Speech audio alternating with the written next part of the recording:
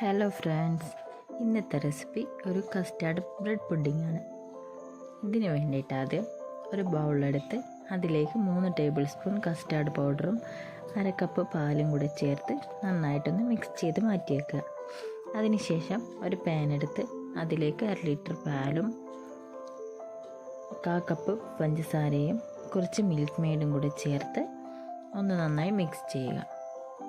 അതിനുശേഷം ഇത് തിളച്ച് വരുമ്പോൾ ഇതിലേക്ക് നേരത്തെ മാറ്റി വെച്ച കസ്റ്റാർഡ് പൗഡറും കൂടെ ചേർത്ത് നന്നായിട്ട് ഇളക്കി യോജിപ്പിക്കുക.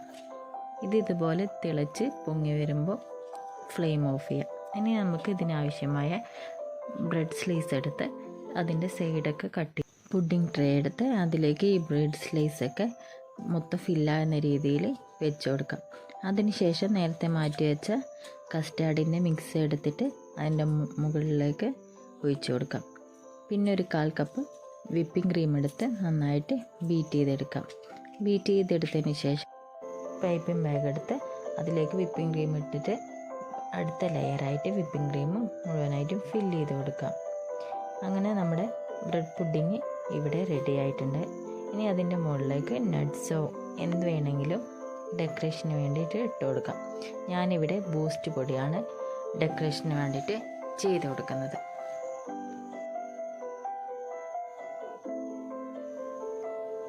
ഇനി ഇതൊന്ന് പ്ലാസ്റ്റിക് റാപ്പ് വെച്ചിട്ട് ഒന്ന് മുകൾ ഭാഗം കവർ ചെയ്തതിന് ശേഷം ഫ്രിഡ്ജിൽ വെച്ച് നന്നായിട്ട് തണുത്തതിന് ശേഷം കട്ട് ചെയ്ത് കഴിക്കാവുന്നതാണ്.